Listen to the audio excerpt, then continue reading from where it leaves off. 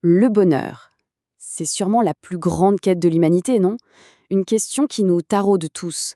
Et on peut s'en douter, ça fait un petit moment que les plus grands penseurs s'y sont attelés, depuis l'Antiquité grecque en fait. Alors qu'est-ce que c'est le bonheur? Comment fait-on pour l'atteindre? C'est ce qu'on va explorer ensemble, en plongeant dans plus de 2000 ans de débats philosophiques passionnants. Voilà la grande question. Est-ce que c'est juste un petit moment de joie qui passe ou un état qui dure? Est-ce que c'est le plaisir, la vertu, la paix intérieure? On voit bien que la réponse est tout sauf simple. Et c'est justement ça qui est génial, parce que ça a nourri des siècles de discussions entre philosophes. Une conversation qui, en fait, n'est toujours pas terminée. Et il faut voir que cette question, elle ne date pas d'hier. Dès les débuts de la philo occidentale, le bonheur, c'était déjà le sujet central. Pour les Grecs, comme Platon ou Aristote, c'était clair. Tout ce qu'on fait, mais alors absolument tout, a un seul et même but, être heureux. C'est le moteur de nos vies, le point final de toutes nos actions. Et cette idée, eh bien, elle va servir de point de départ à tout ce qui va suivre. Alors voilà comment on va voyager dans le temps. On va commencer par la grande dispute chez les Grecs. Le bonheur, c'est la vertu ou le plaisir? Ensuite, on fera un bond pour explorer un autre dilemme. Est-ce qu'on cherche la joie ou juste à se distraire? On verra après la grosse rupture provoquée par Kant, un vrai tournant. Et on terminera en se demandant ce que toute cette sagesse peut bien nous apporter, à nous, aujourd'hui. C'est parti! Première grande étape donc, vertu ou plaisir. On retourne en Grèce antique, sur le ring où s'affrontent les premières grandes écoles. D'un côté, ceux qui disent que le bonheur, c'est une vie droite, vertueuse. De l'autre, ceux qui pensent que c'est la recherche du plaisir. Deux visions du monde, deux philosophies de vie qui s'opposent, et dont on entend encore parler aujourd'hui. Alors pour y voir plus clair, commençons avec Aristote. Pour lui, attention, le bonheur, ce n'est pas du tout une émotion passive, un truc qui nous tombe dessus par chance, non. Pour lui, c'est le daimonia. On pourrait traduire ça par épanouissement ou accomplissement. En gros, c'est une activité. C'est le fait de vivre sa vie en utilisant ce qu'on a de meilleur, notre capacité à raisonner et à être vertueux. On comprend donc que pour Aristote, être heureux, c'est un projet de toute une vie. Ça demande d'agir, d'être sage, courageux, juste. Et il a cette phrase célèbre, « Une hirondelle ne fait pas le printemps ». Ça veut dire qu'un seul bon moment, un seul jour de joie, ça ne suffit pas. Le vrai bonheur, le véritable épanouissement, ça se juge sur la totalité d'une vie. Bon, la vision d'Aristote, on ne va pas se mentir, elle est assez exigeante. Ça demande un sacré effort. Alors forcément, une autre école de pensée va proposer une voie qui a l'air beaucoup plus simple. Et si le bonheur, en fait, c'était tout bêtement le plaisir? Et là, on tombe sur Épicure et sa fameuse philosophie hédoniste. Mais attention, gros warning, il faut vraiment se méfier de l'image qu'on en a aujourd'hui. L'hédonisme d'Épicure, ce n'est pas du tout la course effrénée aux excès et à la fête permanente. C'est même tout le contraire. Pour lui, le plaisir suprême, c'est l'absence de douleur et de trouble. C'est un état de tranquillité totale de l'âme. Un mot un peu technique mais très beau, l'ataraxie. Et le truc génial avec Épicure, c'est qu'il est super pragmatique. Il nous donne carrément une méthode, une sorte de calcul des plaisirs. En gros, il faut trier ses désirs. D'abord, on se concentre sur les désirs simples, naturels et nécessaires, comme manger ou avoir un toit. Ensuite, on modère les désirs naturels mais pas nécessaires, genre la bonne bouffe ou un peu de luxe. Et surtout, on évite complètement les désirs vains, comme la gloire ou la richesse, qui ne créent que du stress. Le but de tout ça, atteindre cette fameuse sérénité. C'est une philosophie de la modération en fait. Mais évidemment, cette idée de chercher le plaisir, même en plaisir modéré, ça ne convainc pas tout le monde. Bien avant Épicure, Socrate avait déjà une image très forte pour critiquer ça. Le tonneau percé. Il disait que vouloir combler sa vie avec des plaisirs, c'est comme essayer de remplir un tonneau qui a 2 trous. C'est sans fin, on n'est jamais satisfait parce que les désirs renaissent sans cesse. Au final, c'est juste une source de frustration. Et ça nous amène directement aux grands adversaires des épicuriens, les stoïciens. Alors eux, ils ne font pas dans la dentelle. Pour les stoïciens, le débat n'a même pas lieu d'être. Le bonheur, ça n'a rien à voir avec le plaisir ou avec ce qui se passe à l'extérieur. Rien. Ça ne dépend que d'une seule et unique chose, ce qu'on a à l'intérieur, notre vertu. Écoutez bien ça, c'est Sénèque qui parle. C'est sans appel, non? On ne peut pas être plus clair sur le fossé qui sépare les deux écoles. Pour un stoïcien, le plaisir, c'est un truc pas fiable du tout. Ça va, ça vient avec les circonstances. Alors que la vertu, la vertu, c'est une forteresse intérieure. C'est la seule chose qui dépend à 100% de nous. Et donc la seule chose qui peut nous garantir un bonheur solide, un bonheur invincible. Alors pour résumer ce premier grand duel de l'Antiquité, d'un côté, on a l'épicurisme. Le but, c'est la tranquillité, l'ataraxie, et la méthode, c'est de gérer intelligemment ses désirs. De l'autre, le stoïcisme. Le but, c'est la vertu, et la méthode, c'est de vivre en accord avec la raison et d'accepter ce qu'on ne peut pas changer. Deux chemins, deux visions radicalement différentes de ce qu'est une vie réussie. Maintenant, on fait un bond dans le temps pour un deuxième grand débat, plus centré sur notre psychologie. La question n'est plus seulement c'est quoi le bonheur, mais plutôt comment on se débrouille avec notre condition humaine, avec tout ce que ça implique de galères et d'angoisse. Et pour ça, il faut s'arrêter sur un mot, divertissement.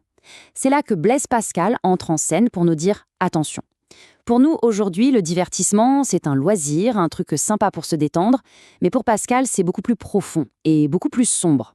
Le divertissement, chez lui, c'est tout ce qu'on fait pour s'occuper l'esprit et ne surtout pas penser à ce qui fâche, le fait qu'on est mortel, fragile et seul. Et ça, c'est le paradoxe génial et absolument terrible de Pascal. Le divertissement, c'est ce qui nous sauve du désespoir, notre seul remède contre nos misères. Mais en même temps, c'est notre pire misère, parce qu'en nous faisant oublier notre condition, ça nous empêche de chercher un vrai sens à notre vie. C'est une sorte de prison dorée qui nous fait passer à côté de l'essentiel. Bon, le constat de Pascal est quand même assez sombre, il faut l'avouer. C'est un peu déprimant. Mais la question, c'est est-ce qu'on est obligé de voir les choses comme ça? Est-ce qu'il y a une autre issue que la fuite? Un autre philosophe va dire oui, absolument. Et si, au lieu de fuir la réalité, on pouvait y trouver une joie intense? Et ce philosophe, c'est le grand Baruch Spinoza. Pour lui, tout part d'un concept clé, le conatus. C'est un peu l'élan vital de toute chose. Chaque être vivant, et donc chaque être humain, a en lui une force, une puissance qui le pousse à continuer d'exister, et même à augmenter sa capacité d'agir. C'est super important. Pour Spinoza, le désir, ce n'est pas un manque. C'est notre essence même, c'est une puissance qu'il faut libérer. Et le but ultime de toute cette démarche chez Spinoza, c'est d'atteindre la béatitude.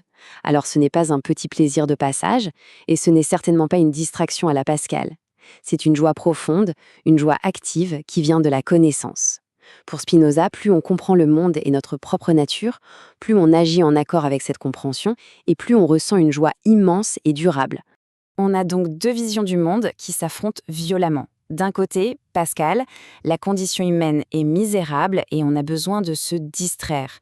Le désir est source d'agitation et la solution est de se tourner vers Dieu. De l'autre, Spinoza, la condition humaine est naturelle, le désir est notre moteur, la solution est de comprendre la réalité et d'apprendre à l'aimer pour y trouver sa joie. Fuir la réalité ou l'embrasser, le choix est radical. Troisième grand moment de notre parcours, la grande fracture morale.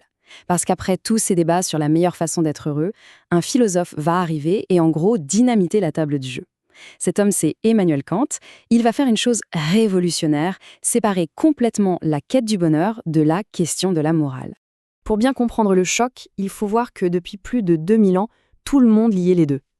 Pour les Grecs, être quelqu'un de bien, c'était la condition pour être heureux. Au Moyen-Âge, être vertueux sur terre, ça garantissait le bonheur au paradis. Le lien semblait évident. Et paf, arrive Kant qui va couper ce lien une bonne fois pour toutes. Mais pourquoi fait-il ça ? Son argument est d'une simplicité redoutable. Pour lui, le bonheur, c'est un idéal de l'imagination. C'est-à-dire que c'est complètement subjectif. Ce qui rend une personne heureuse ne rendra pas forcément son voisin heureux. C'est trop flou, trop personnel, trop changeant. Et donc, dit Kant, on ne peut absolument pas baser une morale universelle, valable pour tous, sur un truc aussi peu fiable. Et c'est là que tout bascule. Avant Kant, le but de la morale, c'était soit quelqu'un de bien pour être heureux, le bonheur était la récompense. Avec Kant, le but devient soit quelqu'un de bien pour être digne d'être heureux. La nuance est énorme.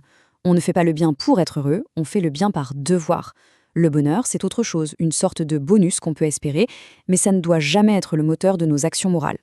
Alors, après ce grand voyage historique, on peut se demander qu'est-ce qu'on retient de tout ça pour nous aujourd'hui ? Est-ce que ces vieilles idées peuvent encore nous éclairer ? Des philosophes plus récents ont justement essayé de faire le tri et de proposer une synthèse pour notre époque. Prenons par exemple un philosophe contemporain comme André Comte-Sponville. Lui, il s'inspire énormément de Spinoza pour nous parler aujourd'hui.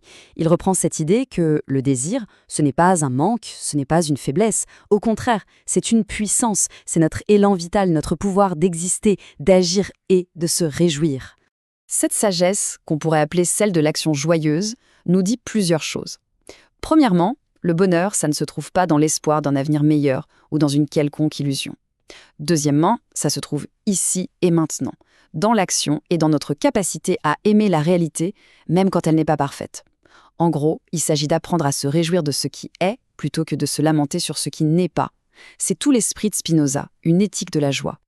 Alors, après tout ce parcours, la question se pose. Quelle voie choisir? On a vu des chemins qui partent dans toutes les directions. Et finalement, la philosophie ne nous donne pas une seule réponse toute faite. Pour y voir plus clair, résumons les grandes options sur la table. On a la voie de la vertu, celle d'Aristote et des stoïciens, qui cherchent l'accomplissement dans l'excellence morale. On a la voie du plaisir, qui vise la tranquillité par la modération des désirs. On a la voie du divertissement ou de la fuite, qui cherche à échapper à l'angoisse. On a la voie de la joie, celle de Spinoza, qui trouve le bonheur dans l'amour de la réalité. Et enfin, on a la voie du devoir, avec Kant qui nous dit de chercher à être digne du bonheur. 5 grandes routes, 5 philosophies de vie. Et donc, la question finale, après ces 2000 ans de réflexion, elle nous revient en plein visage. Dans notre vie de tous les jours, est-on plutôt en train de courir après le plaisir, d'essayer d'être quelqu'un de bien, ou juste de se distraire pour ne pas trop penser? Ce débat philosophique, ce n'est pas juste de l'histoire ancienne, il est vivant là, maintenant, au cœur de nos choix quotidiens. Et la réponse, eh bien, elle appartient à chacun.